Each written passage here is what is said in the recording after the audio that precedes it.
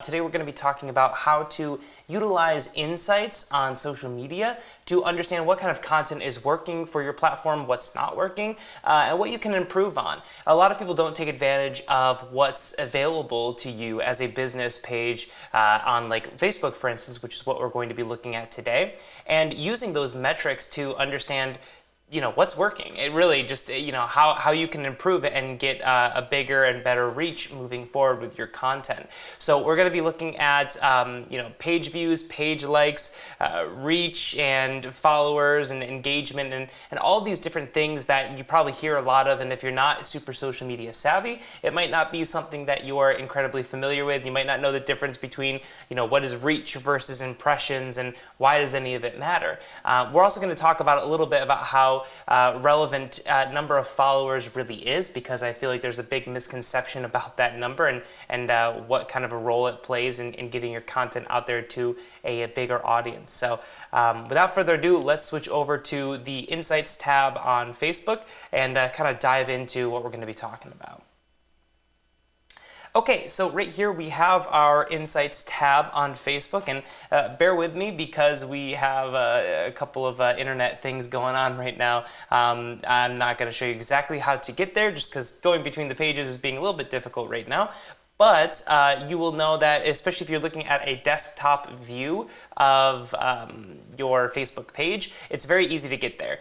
If you're looking at your page, you're just going to have to scroll down a little bit, and on the left-hand side of the page, that's where you're going to see some different buttons and things you can access, as well as a condensed version of some of your insights. And there you'll be able to click on insights and jump into a further breakdown like you see right here. So, starting off with the Overview tab, which is really what we're going to focus on primarily because this alone has so much necessary information, and honestly, if you just checked this every single day, you would be doing yourself a great service as far as creating content and being aware of how well your content is performing.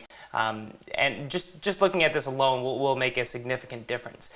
So if you look here, you can break down all this data into different time periods. The first thing you can look at is how did today perform, how did yesterday perform, and then it gives you the option of the past 7 days and then the past 28 days. Just because there's a little bit more information to kind of grab onto with the past 28 days, I'm using that as a reference tool. But if you pick this up, you will obviously be able to see what days performed the best for you. And that's really great because if you're creating a piece of content and let's say you try out a live video, one day of the week, and then the next week, you try a produced video that has edits and all that kind of stuff. You're going to be able to look at the past 28 days using your page insights to see what got more traction. That way you can compare and contrast between the two and really evaluate what's going to be the best content strategy for yourself moving forward. I always say that content creation and social media strategy in general is like dieting. There's multiple different ways that you can be successful, and there's multiple different diets that will get you to the end result that you're looking for. However, the thing that's going to work the best is going to be the thing that you can be consistent with the longest, and that's going to be as least of a hindrance to your lifestyle. So, that's why they talk about fad diets being, kind of problematic for a lot of people because they have to sacrifice so much and it's very difficult. I will say a lot of the clients that I've worked with in the past, they talk about how they just don't have hours and hours and hours to go through and try and create, elaborate pieces of content and edit and do all this kind of stuff. And that's totally okay. Most businesses, especially if they're small, you don't have the kind of manpower to go in, and you don't have your own production team to go in and edit all this stuff and create graphics and so on and so forth. And that's all right. We're going to talk about different ways that you can take advantage of the time you have available to you to yield the best results. So, and that starts with the insights, because once you're able to understand and compare and contrast what posts work and which ones don't, then you're going to be able to grow forward and alter that strategy to find the best fit between practicality and what's actually showing you results. So we'll jump back over to that insights, or those insights, I should say. So right here, again, like we said, you have the past 28 days. First thing we're going to have is actions on page. Now, this is going to be a very fundamental tool for you to use, especially if you're trying to get a lot of conversions on your Facebook page. This is actually the page that that you follow or you're seeing this content from is my consulting Facebook page. We don't really have a shop section set up. I'm not selling any kind of merchandise or anything like that, but that's an idea for the future. So right now I don't really have any kind of data because I'm not really trying to get somebody to do any kind of action on the page other than potentially follow the page and watch videos and so on and so forth. So that's kind of irrelevant for me, but if you have some kind of shop and you sell some kind of, especially e-commerce businesses will utilize this feature a lot. But for me, it's not really too relevant. Page views. This is going to be something that is relevant for everybody, right? And it's pretty much as simple as it sounds. This is, in the time period that you've selected, this is the amount of people who have gone to your physical page. So why is this important? Well, it shows you a warmer lead than somebody who might just be, a video viewer. If you create a piece of content and it shows up on somebody's Facebook wall as they're scrolling through, minding their own business, that's great, and that is a potential customer, a potential lead, or whatever you may be looking for, somebody who might be interested in your content. But if somebody's coming to your actual page, that is a much warmer lead, right? That is somebody who has taken a little bit of time and effort to actually go to the page that is producing the content. So that's something to consider, is that this is going to be a good selection of people who are stronger leads than just a simple viewer of a piece of content.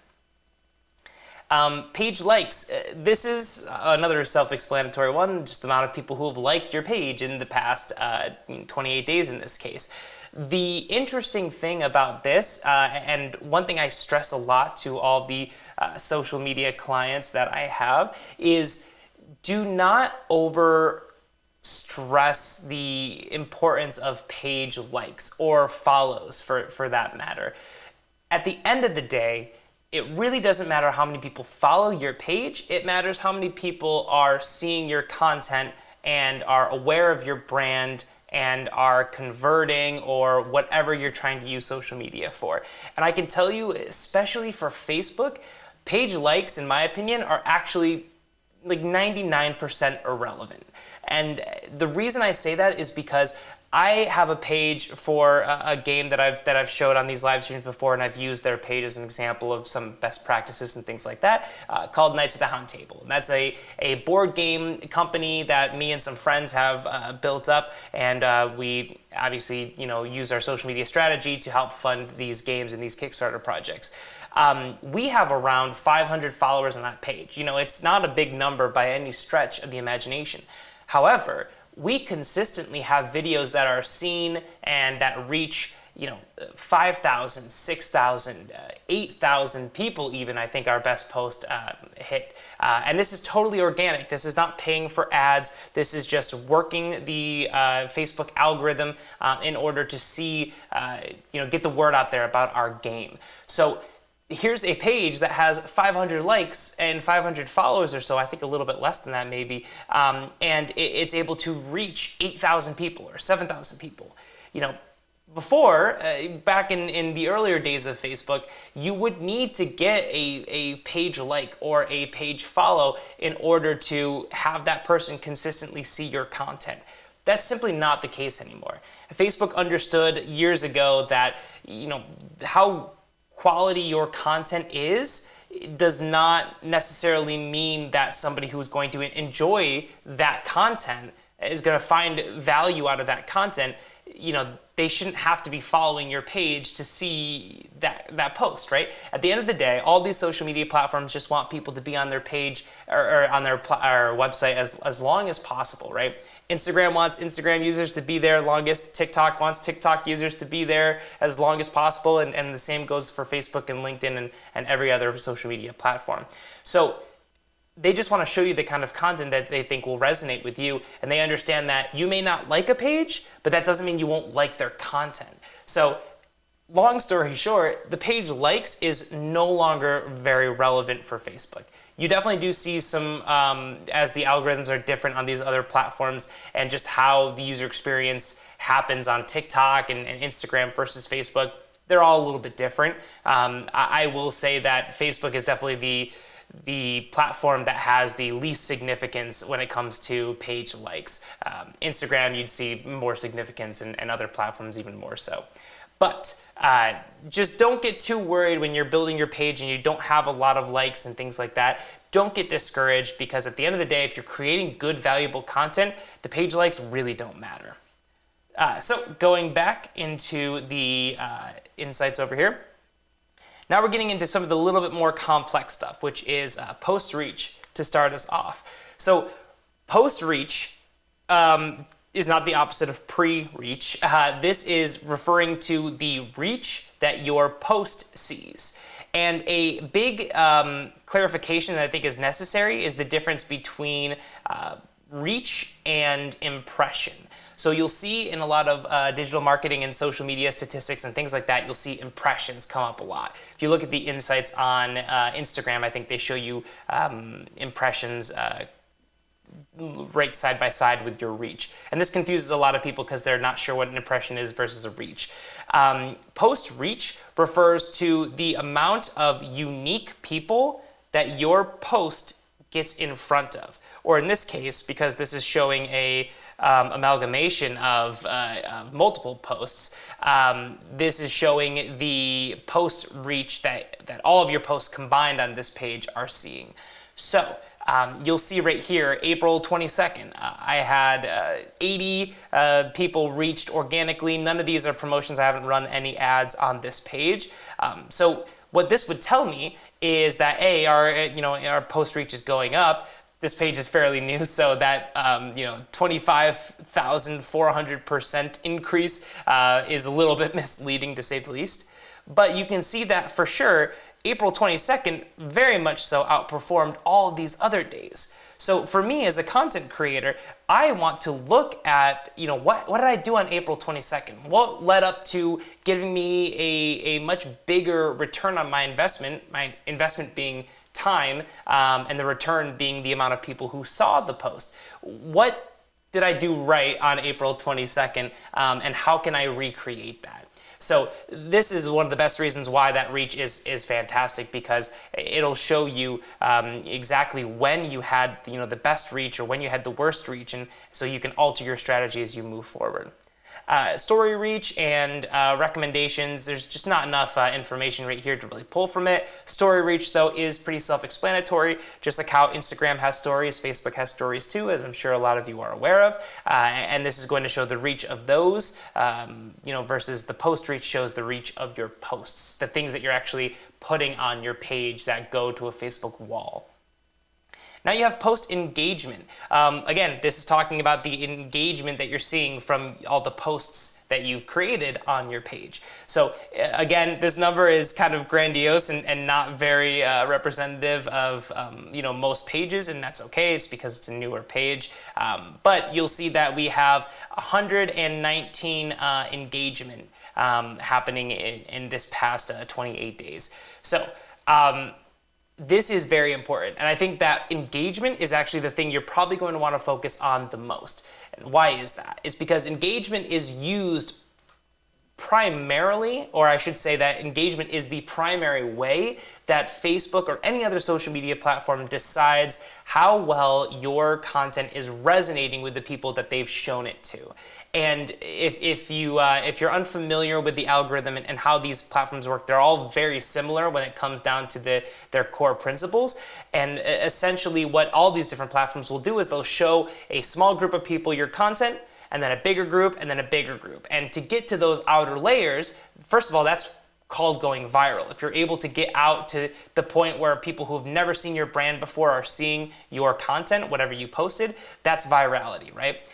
The way to get there is to consistently execute well on these levels as you go up and up and up. So at first, Facebook, in this case, is going to show the core people who are engaging with your content frequently, who frequently watch your content or have your content show up on their page because Facebook has deemed that they're interested in your content. They're going to show it to those core people first, right? Because it's low risk. Facebook is giving these people the content that they're already interested in, so they're not risking, people seeing this content and saying, Why am I seeing this? I don't care about this, and going off onto another different competing social media platform.